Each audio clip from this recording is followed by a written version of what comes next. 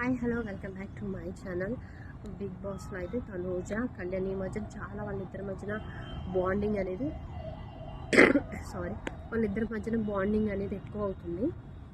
వీళ్ళిద్దరి మధ్యన లవ్ కానీ ఎఫెక్షన్ కానీ క్లోజ్ ఫ్రెండ్స్లా ఉంటున్నారు.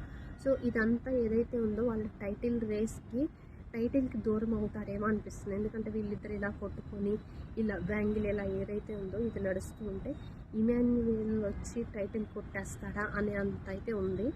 ఎందుకంటే తనూజ టాప్ 1లో ఉంది, కళ్యాణ్ టాప్ 2 అని తెలుసు. దానికోసం వీళ్ళిద్దరు ఒకరికొకరు క్లోజ్గా ఉంటున్నారా అనేది కూడా మనం ఆలోచించాలి. ఇంకోటి ఏంటంటే కళ్యాణ్ చాలా జెన్యున్గా ఉన్నాడు. తనూజ మీద ఉందైతే నిజంగా చాలా ఇష్టం తనకి. ఇది ఇష్టమైనా కానీ తనూజ ఒక్కోసారి తనతో క్లోజ్గా ఉంటుంది, ఒక్కోసారి చెప్పేస్తుంది నాకు అంటే ఇక్కడ ఉన్నంత వరకే, హౌస్లో ఉన్నంత వరకే, బయటికి వెళ్తే ఎవరి లైఫ్ వాళ్ళే, సో నువ్వు ఎక్కువ థింక్ చేసుకో అని కూడా చెప్తుంది. కానీ కళ్యాణ్ ఎక్కువగా ఓవర్ ఆలోచిస్తున్నాడా, తనూజ కోసం ఎక్కువ గేమ్స్ ఎడగొట్టుకుంటున్నాడా లేదా అనేది చూడాలి. నిజంగానే ఒక విధంగా ఇలానే ఉంటే మాత్రం ఇలానే సపోర్ట్ చేసుకుంటూ లవ్ అని ఏదైతే ఉంటే తను టైటిల్కి అయితే దూరం అవ్వాల్సి వస్తుంది, అవుతాడు కూడా. సో ఇది ఇంకా వాళ్ళిద్దరి మధ్యలో.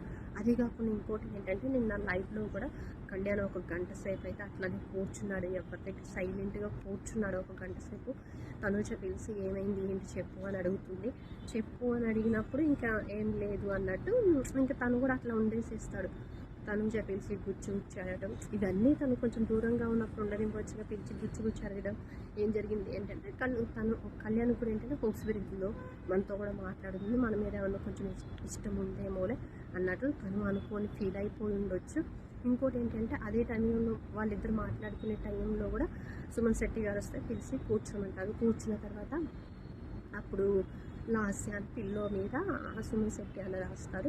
కళ్యాణ్ కూడా నీకు ఇష్టమైన వాళ్ళు ఎవరో పేరు రాసుకోనగానే టీ అని ఇట్లా రాశారు. అది లైవ్లో చూసాం. కొంచెం దీన్ని బట్టి చూస్తే తను లవ్లో మునిగిపోయాడా ఏంటి అనేది అయితే అర్థమవుతుంది.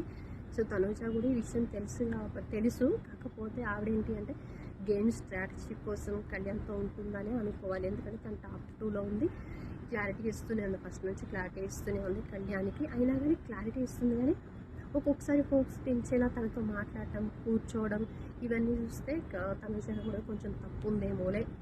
తన ఇష్టమని తెలిసి ఇంకా తనకి హోప్స్ పెంచడం ఎందుకు, వాళ్ళ మమ్మీ వస్తే చీరపడం ఎందుకు, అంతమంది వస్తే ఎవరికి చీర ఇవ్వలేదు తనకే ఎందుకు ఇవ్వాలి అన్నట్లు కూడా మనం ఆలోచించవచ్చు. సో మీకైతే ఏమనిపిస్తుంది ఈ పాయింట్ ఆఫ్ వ్యూలో నాకైతే కామెంట్ చేయండి. ప్లీజ్ నా ఛానల్ సబ్స్క్రైబ్ చేయండి, లైక్ చేయండి.